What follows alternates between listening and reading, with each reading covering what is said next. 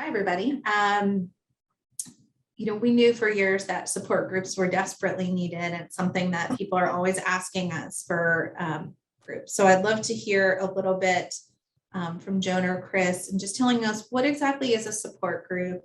What is the format? What's it like when people show up? Okay. Well, Joan, I'll just jump in and say that typically a support group is made up of individuals who have something in common. And of course, the people that we're seeing are all caregivers to their, in this case, spouses who are going through some form of dementia.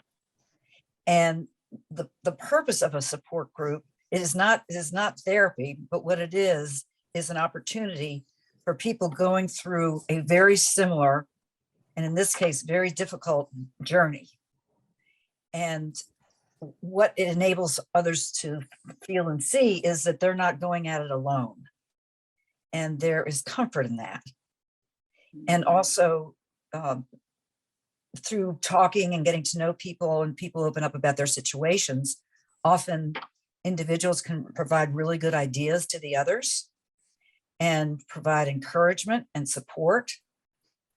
And there seems to be an outcome of some relief that I'm just not walking this journey by myself. Mm-hmm. So that's a quick assessment for me. One thing I would add to what Chris said is that the support groups at Memory Movement Charlotte do invite people who are caring for parents. So some of it's spouses and some of it is parents as well. So just a little add there. That's been the case in mine. So what people can expect is first and foremost confidentiality. That if we were to run into each other outside of the support group itself, it would be up to that person to reveal themselves, to break their anonymity. So confidentiality is first and foremost. Secondly is a chance to share stories, share experience, to share what is today's challenge that seems to be so overwhelming. And what I love about what unfolds is just this, as Chris said, this, we've got a common denominator here. Oh yeah, I remember when my husband or my father stopped using the right term for hairbrush. He called it a rake, Well, we knew that a rake, you get the connection, but it's very jarring to first time you hear that. It's like, wow, where did that come from? And then I think through the process, so share experience, share strength. And then the third piece is to share some hope that somehow the caregiver doesn't have to lose themselves to this disease, that it's very important that self-care, and by coming to the support group, they're definitely demonstrating self-care. Mm-hmm. Very good point. Yeah. Thank you. Marty, can you tell us, have you been a part of one of these groups? And if you have attended, what was it like the first time? The first time I'm in Chris's group is spouses of caregivers. I think the first time we just introduced ourselves and told a little bit about the situation we were currently in. We're all going, our spouses and us are all going to Memory and Movement. So we had that in common. We had that orientation in common. I don't think anybody was brand new to the practice, but we were able to tell each other a little bit about our situation and just start to get to know each other. And if I attended or if somebody attended, do they have to speak? I think that that's a common anxiety, that some people don't love to speak in front of others or are already comfortable sharing personal information. So is it possible to attend and kind of be more of the listening type? Well, I'll talk about it. I actually did design a format. And so I've never had anybody say, well, I don't want to talk. Now, what I was doing each session, I come up with 5 unfinished sentences. For example, it could be, what coping strategy has helped you the most to take care of your spouse, and how has it helped you to, do you find you have adjusted some in being in the role of a caregiver? Things like that. And so, and what help would you need from this group today? So it's designed to go around the room space and to have people talk. And Marty, you can talk to me about that, but I think it's worked fine. I mean, I think it gets people focused and it gets people to talk. And one of the questions is, what advice do you need from people in this group today? Now, that's just something I did. I think somebody else could run a group and not do that. And probably in that situation, to have some kind of a norm that says, engage if you want to. I mean, so I think the freedom to talk when you want to talk and not when you want to talk, that's okay. That's fine. This is just something I came up with, and I think it's been fine. But there's nothing that, I mean, if somebody said, I really don't want to talk today, I would totally honor that. Just what have you gained personally from being in the support group? In what ways has it helped or changed your journey? It's really been interesting to me to hear how other people are facing some of the same situations. So a wide variety of relationships, ability to cope with any particular symptom, and particular having issues that I may or may not have, but hearing how people are managing with it, it's been really inspiring to me that everyone in my support group anyway, even though some sessions people are having problems and they're feeling kind of down, in general, I'm just amazed by how well they're managing their life with their spouse in spite of limitations. And there's often a problem discussed that is a practical problem, like, swallowing a pill, or not being in a social setting and having an outburst, or trying to bring a child into the family and understand what's going on. And those kind of things it's great to hear other people's ways of handling that. It's helped me a lot, and I've tried a lot of those methods. There's such a wealth of knowledge in one room at one time. Really? We learn much more from our caregivers than we teach. So that's the truth. Oh yeah. I mean, I've read lots of books, and I've heard just some mostly practical tips, and just a way of being with it and doing it, and still managing to have a pretty good life together from the other members of the group. In general, one thing I've been really surprised by is, in general, the group I'm in, people are pretty positive. It's not just occasionally there'll be someone who's going through a really rough time, and there's a lot of sympathy and support for that person. But in general, I'd say it's a fairly upbeat group. That's great. Maybe Joan can talk to this. So, what stage of caregiving or of these disorders do you find a support group helpful? Is there any certain time in the process that it's a good idea to kind of dive in and join one, or is it really just very individual? How do you feel about that? Robyn, that's a good question. I'm gonna have to think on my feet I don't wanna here. put- Think yeah, I out don't want to loud put you on with the you. spot, but anyone feel No, free but to.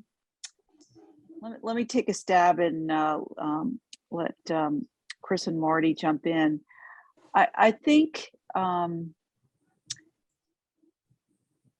there is a process once you've gotten out of denial that this is really going on, that you and your person you are caregiving for no longer are fighting the fact that this is real. That's a good time to start. But I think that when if you're still in that denial stage, you might not be ready. Mhm. It might not be a good time. Mhm. Right. Yeah. I really agree with that, with just listening to what Joan had to say, because I think when people come, honestly, for the most part, they're ready. There's anxiety that started to set in. There is, oh my goodness, things are not quite the same anymore. And I feel like people have started to feel some angst that propel them to join a group Mhm.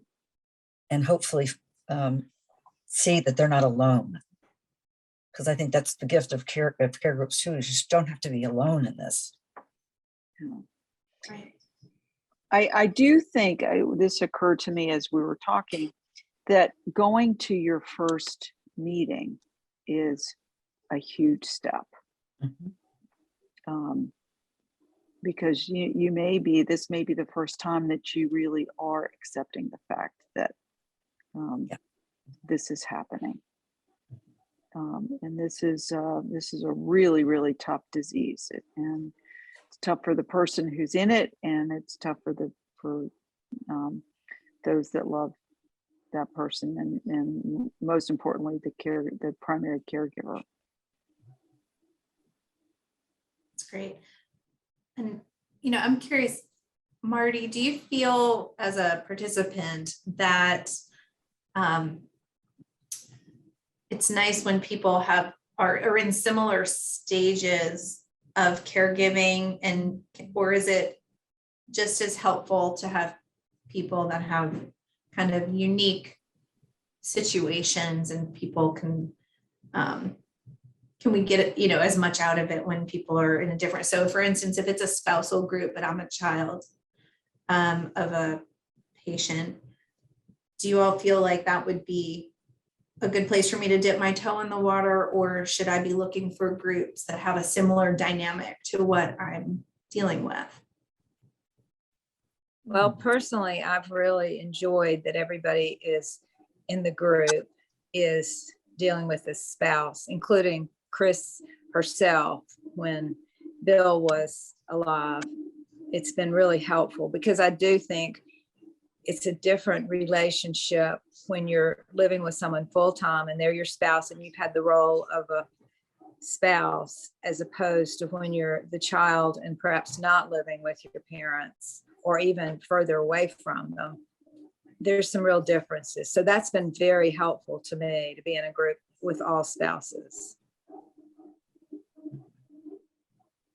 Yeah, I think that's great. We've talked a lot about kind of having niche groups, trying to kind of meet the needs of people who have different, different perspectives, can relate a little bit more sometimes Mhm. to people in a similar situation. Okay, good.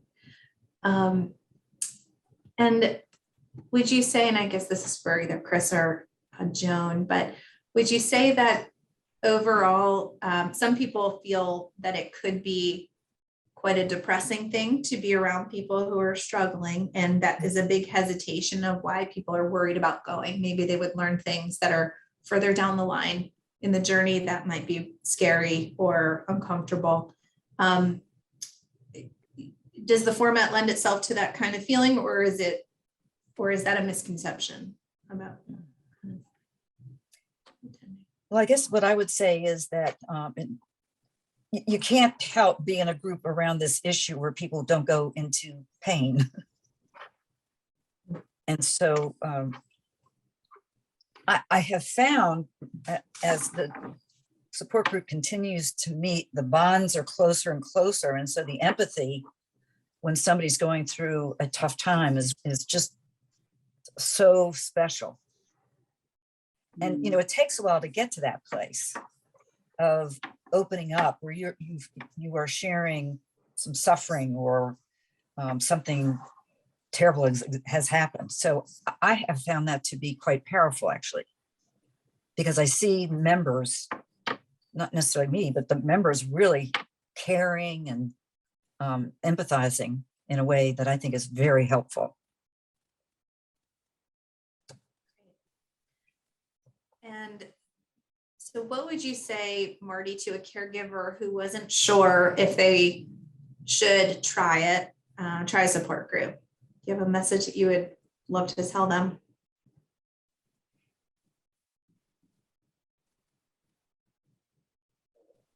Well, I think if they're feeling alone and if they're feeling like they don't know how they're going to manage the journey, then support group can really help. Because as you see people who are at different stages, I think you see how each stage is manageable in a way. You know, there is ways to cope with it and solutions. And then also, I mean, I look forward every 2 weeks or so to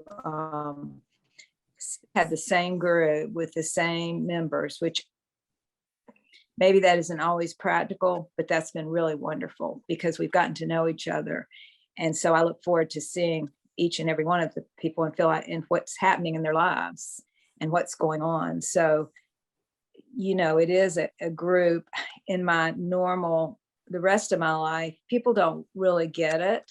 You know, I can't really talk about what I'm going through without a lot of sort of puzzled look or questions, or like, I don't want anything to do with this because it terrifies me.